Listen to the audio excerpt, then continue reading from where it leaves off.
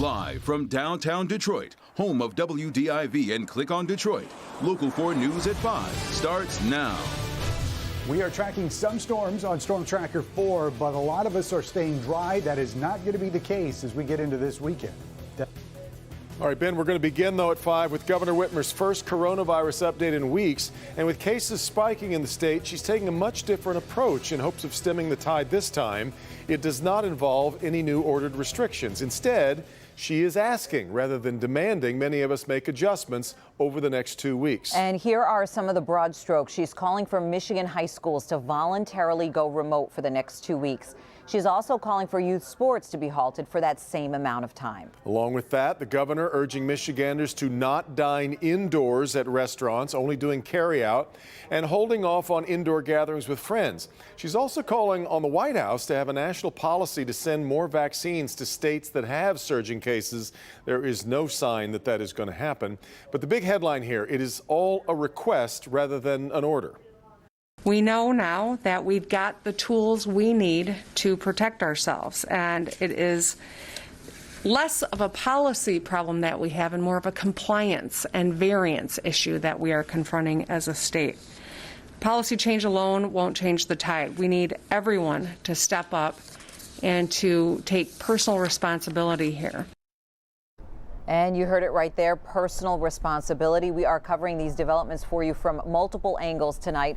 Priya Mann has a look at hospital capacity and the strong statement Dr. Janae Caldoun made today about that. Let's start things off, though, here at 5 with Rod Maloney. And Michigan high schools now facing a very important decision about going remote, Rod.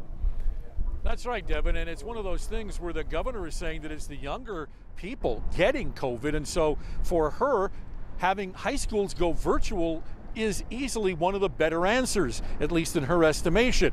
So she's asking for virtual learning in high schools, but she has a problem there because there aren't many districts that are going to be taking her up on it. I want to get back to normal as much as everyone else. I'm tired of this. But we've got more work to do. Governor Whitmer saying because of spring break travel and variants taking hold across the state, she wants an unenforced voluntary pause for high school in-school learning. Superintendent Dr. Steve Matthews of Novi believes the governor's just passing the buck. To drop this decision in our laps seems unfair to me. His district has 4,000 students, only 25% virtually learning right now.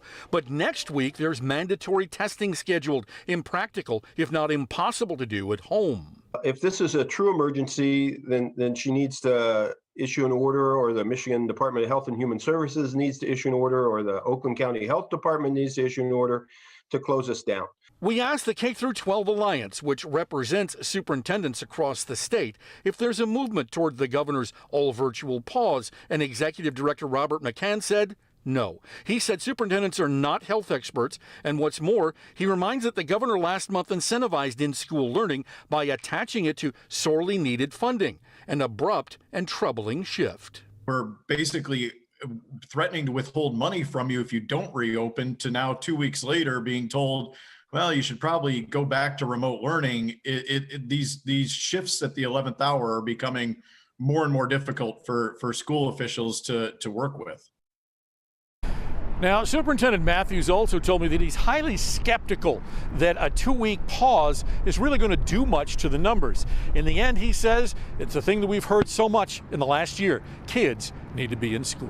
Back to you, Deb. But now, Rod, the governor also wants school sports paused. What are you hearing now about reaction to that? Well, we did a deep dive into that today, Devin, and the governor's getting a similar response, but we'll have full details on that coming up on Local 4 News at 6. All right, Rod, we'll talk to you then. Now let's go ahead and take a look at today's coronavirus numbers. The state reporting 7,834 new cases in the past 24 hours. That's just slightly up from yesterday. 26 new deaths are being reported over that same time period. The positivity rate in Michigan is sitting at 18%. That means 18% of all tests are coming back positive, and that is extremely high. And with such high daily new caseloads, we know that just a few weeks from today, more people are going to be in the hospital, and that's leading to some critical decisions about canceling elective procedures. Priya Mann following that part of the story tonight. Priya. Yeah, Devin, Sandra, that is not something that you want to hear. Dr. Khaldun says the entire state right now is a hot spot. Several hospitals in Metro Detroit just this week alone reached 100% capacity as younger and younger people are being admitted to the hospital with COVID-19. We're on track to potentially see a surge in cases that's even greater than the one we saw in the fall. Dr. Janae Khaldun issuing a dire warning. Michigan's hospital system is overwhelmed as case counts soar. Hospitals are evaluating and implementing their surge plans, including consideration of canceling elective surgeries that are not time sensitive. More than 15% of hospital beds are being used to treat COVID patients. And with variants, the case count is now 4 times what it was just in February. MDHHS now tracking nearly 1,000 outbreaks across the state. We don't know where all the cases or outbreaks are, and what we do know is likely an undercount. Health officials urging Michiganders to do their part as healthcare workers brace for case counts following spring break. Today, we've got 42 children hospitalized, and sometimes, we see patients and we see our parents, we see brothers and sisters. Well, now we're seeing our children, and that is really devastating on those that are caring for patients. But as I rounded with our nurses and physicians this morning, the 2 things they said today was wear a mask and get vaccinated. So on behalf of them who've worked so hard this year, please take that advice. And hospitals are preparing to enact their surge policies, making sure that their doctors and nurses have enough PPE as they brace for a potential influx of more patients. Again, the message here, wear a mask, socially distant, and of course, book your vaccine. Now, coming up at 6 o'clock, Governor Whitmer also talked about restaurants. We'll have more on those recommendations coming up. Send it back to you. Yeah, that says a lot that we're back at the PPE worry stage again as well. Yeah, all right, Priya. Yeah. Let's take a look now at where things stand with the vaccine. The number of doses distributed in Michigan up just slightly, 5.6 million. Number of those doses now administered has crossed the 5 million mark. 5.1 million shots have gone into Michigan arms. Our coverage of the governor's new approach to stemming this new surge continues over this next 90 minutes of news. It does. Ahead at 5:30, we're going to take a look at how the spike here in Michigan could be a canary in the coal mine scenario for other states. At 6 o'clock, we're going to take a look at this heated debate, as Rod mentioned, over keeping youth sports up and running. And you're also going to hear how restaurants are reacting to the governor's request that people not eat at restaurants indoors and rely for the time being on carryout. It has been sunny for most of the day, nice and warm, but the wind has really picked up, and Ben is tracking a chance of storms as we head into tonight. And Ben, though, this isn't going to be widespread, though, right? Yeah, I think there's a lot of us, Sandra and Devin, that are really not going to get much out of this. In fact, we're watching Storm Tracker 4. It's been interesting. We've had a couple of storms come out of the central part of the state. Some of those are holding together. Others are starting to pop up and fade, but we're tracking this one that's just south of Owasso right now. You can see there's quite a bit of rain there, a couple lightning strikes, but when we look at the actual wind field, Storm Tracker's wind detector puts these green shades where it sees the wind either changing direction or speed, and you can see there's a little bit out there, but as of right now, we're not seeing any other severe parameters. We are under a marginal risk for severe weather tonight, so we're going to have to watch that pretty carefully. Temperatures starting in the 60s as we head towards 8 o'clock, and then those numbers are going to be falling into the 50s as we head overnight. However, the big impacts are going to be coming as we head into the weekend, Saturday, Sunday, and even Monday. Rain all 3 days, not the entire day, but on some days pretty close to it. We'll check out how much we're expecting in just a few minutes. Guys? All right, thank you, Ben. Now to a Local 4 update. State Representative Jewel Jones took to social media today after his arrest earlier this week. You may recall he was taken into custody after a crash, but was released from jail as the prosecutor's office and state police were waiting for test results. We bring in Mara McDonald, who's live with more on what we know about the investigation at this point. Mara. Good evening to you, Devin. And the Livingston County Prosecutor's Office says it has made no determination yet that the investigation is ongoing. But the state rep, well, he went on social media today. Let me show you. The state representative put this picture of himself out on social media today, which shows 2 black eyes. It's unclear how he received them, and Jones so far has said he is not interested in an interview over what took place on I-96 this week near Fowlerville Road. But he has put other photos up on Instagram as well. MSP will only say it responded to a crash there. The Livingston County Sheriff's Department was called for backup, but the situation was under control by the time their officers arrived. When news of Jones's arrest hit this week, the station got multiple emails from people who reported seeing a black SUV with the license plate elected on it driving fast and erratically down I-96. That is the state representative's license plate.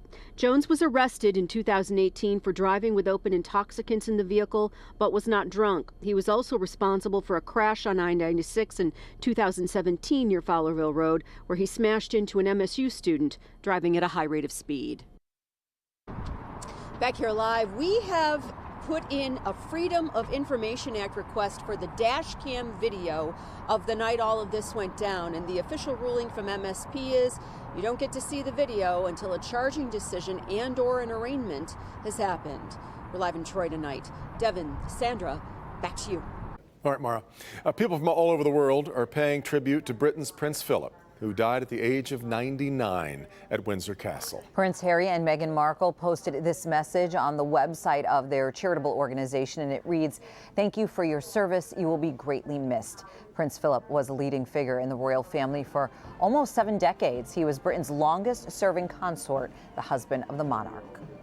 It is to Her Majesty and her family that our nation's thoughts must turn today, because they have lost not just a much-loved and highly respected public figure, but a devoted husband and a proud and loving father, grandfather, and, in recent years, great-grandfather.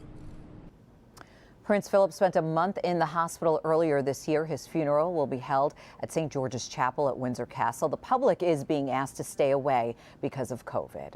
And more sad news today, this time from the world of hip-hop. Rapper DMX has died. His real name, Earl Simmons. He'd been on life support following a reported heart attack last week. That distinctive, raspy voice propelled him to the top of the music charts through the late 90s and into the early 2000s.